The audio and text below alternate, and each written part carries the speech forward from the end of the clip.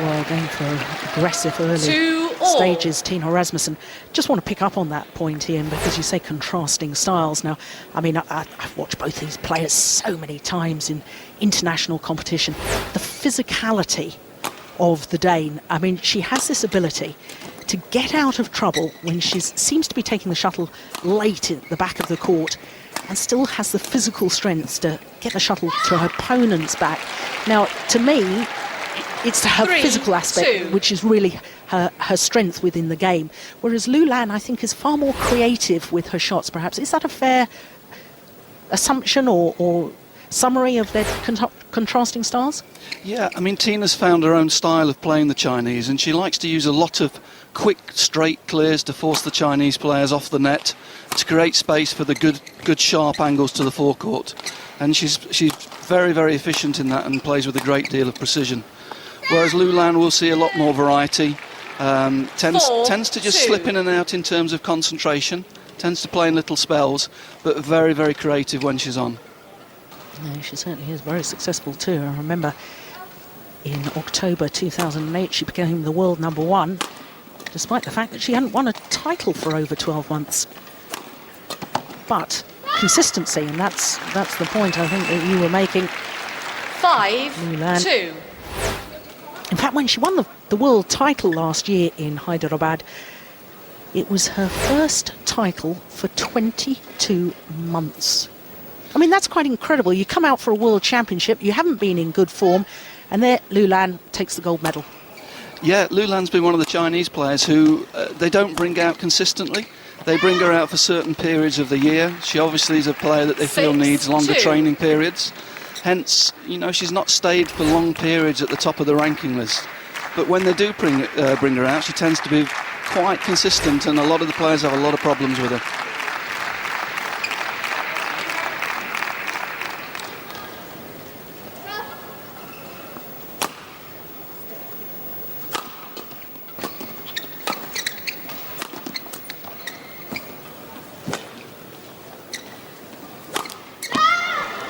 Is just extraordinary shoulder turn from Tine Rasmussen when she plays those overhead shots.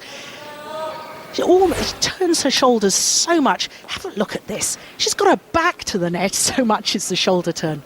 Yeah, I mean, Tina's developed very much her own style, and I think some of it's maybe come from one or two of the injury problems she had earlier in her career, that she's slightly adapted some of her stroke play. Yes, and talking of those injury problems, of course, it was at the Sudirman Cup finals in Beijing in 2005 that she ruptured an Achilles tendon and has come back actually a better, stronger badminton player, I think, than before the injury. But this is worrying times for the Dane because she was 2-love up. She's lost 8 straight points. Yeah, that's brought the run to an end. We should be relieved about that. There's Kenneth Jonassen. Service over. Kenneth Jonassen, of course, will be joining the England coaching team come July. He's going to be in charge of the men's singles. Current European men's singles champion. Straight from being a player, highly successful international player, into the coaching role. Oh, that's a good smash from Lu Lan. Service over. 9-3. Is it nerves at the moment, do you think, with Tine Rasmussen? She really hasn't settled. No, very much a feeling out period, I think. And Lu Lan started a lot quicker than she did last night, quite interestingly. I think she knows she's got to try and dominate early on against Tina, not let Tina impose her style on her. And she's certainly started quickly tonight. Yeah, I just get the impression, though, that Tine Rasmussen, going for shots before she's really outmanoeuvred her opponent. Singles is all about trying to outmanoeuvre your opponent first before you go for the winner. Push them to every corner of the court. And it means that error from Tine Rasmussen that Lu Lan goes to the mid-game interval with an 8-point advantage. Yeah, I think you're right, Jill. I think Tina's just forcing a little bit at the moment. I did expect her to come out and play more straight clears, try and use more building shots, but she's come out and tried to hit shots straight away, and so far it's not working for her.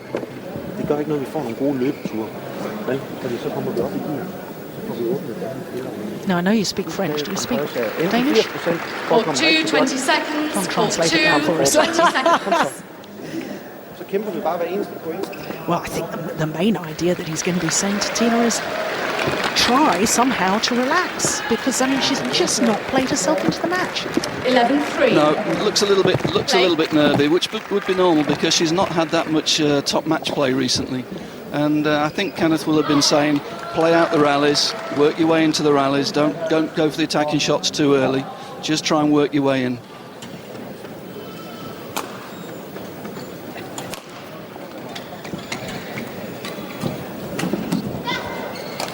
Ja, det er godt spillet det. Prøv heldigt over. That's a lovely push 12-3. on the net. And of course, all badminton now, the best of 3 games to 21 points. Points scored every single rally. Service over. New scoring system 12. came in February 2006. Yes, that's right.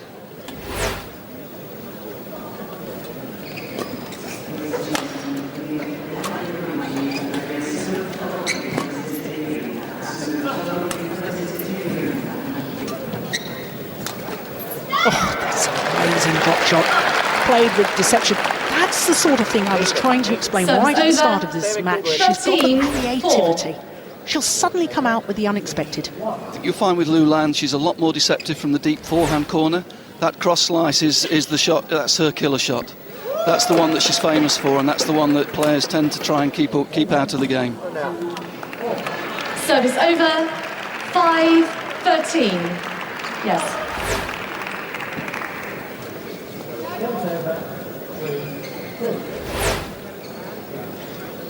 Five finals last year for the Dane. Won 4 of them. First 2 Super Series in 2009. There's an open, 2 Super Series titles back to back. That's really quite phenomenal. 6-13. That's an indication of just how physically strong this Danish player is.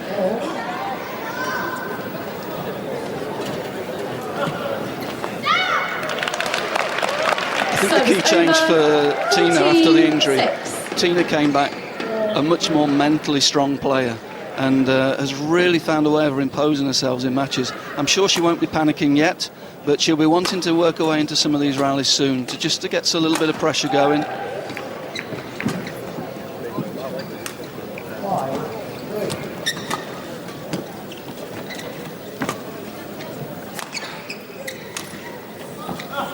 This is a good rally.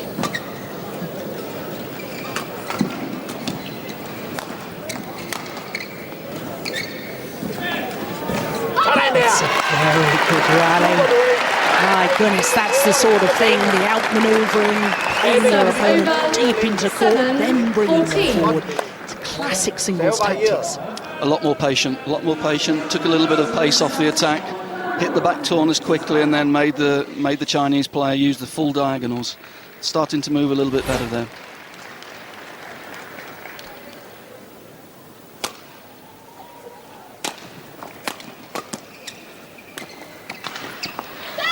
Seemed Service off balance over. when she tried to play 15-7. that drop shot there, Tine Rasmussen. Yes. Again, I think Kenneth will probably be saying now, just give yourself a little bit more margin, stay in the rallies, make the Chinese player play, get yourself moving.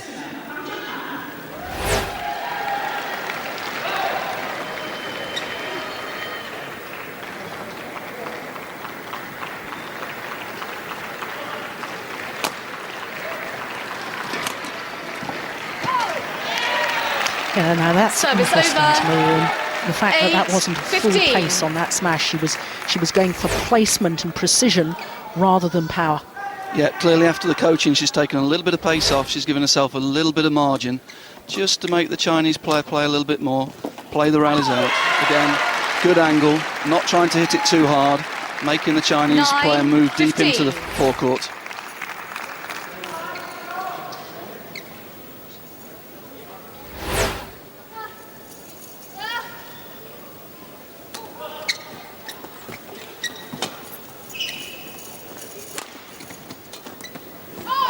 That's the punch clear you were telling us about earlier on. And again, she's been forcing a little 15. bit from attack, Yes. trying to attack too much there. Putting the clear in there, just caught Lu Lan off balance. She's starting to find a balance of play here, which is more effective. And just to explain myself a little bit further there, we talk about a punch clear in badminton where you hold the shot to the last